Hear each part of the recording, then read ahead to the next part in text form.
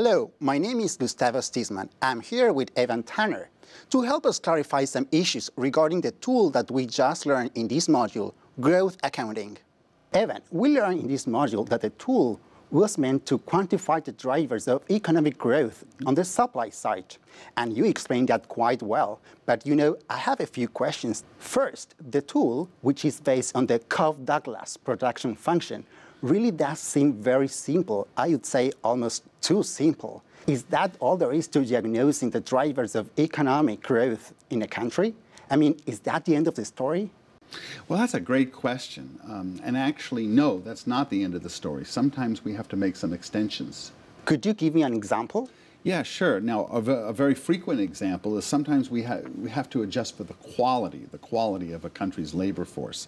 And we might measure that by the literacy rate or what we call the rate of matriculation, schooling at primary, secondary, tertiary levels. If you have that data and also if these kinds of changes in the schooling ratio have happened in recent years, and if there's been large changes, then yes, you'd want to make that kind of adjustment, and you'd want to extend the tool in that way.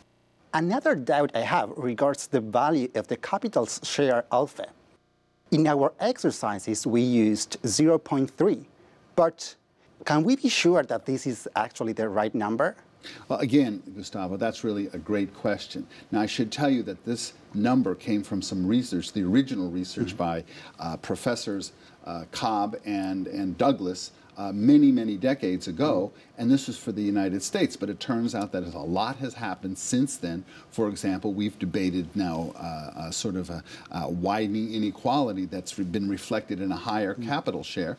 And also, these were numbers for the U.S., but a number that's for the U.S. is not necessarily a good number for other countries. So if you really wanted to diagnose growth in your own country, you might want to extend your analysis and investigate this issue of capital and labor share just a little bit.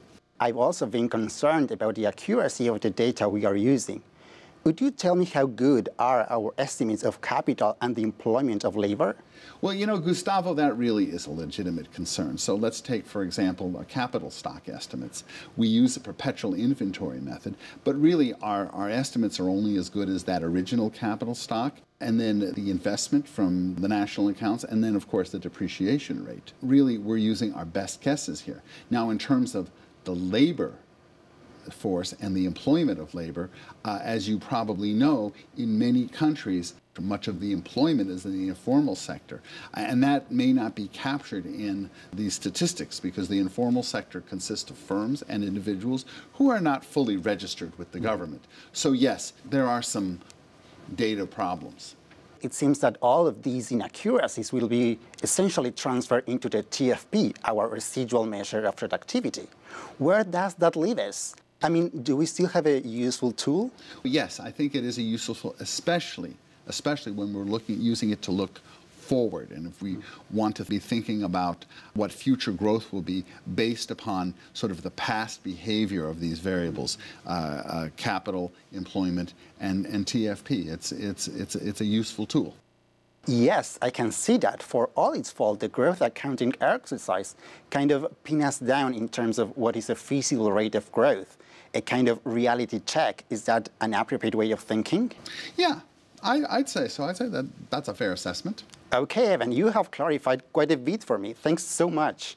Well, you're welcome. We hope that this conversation has been helpful for your understanding of economic growth and growth in general.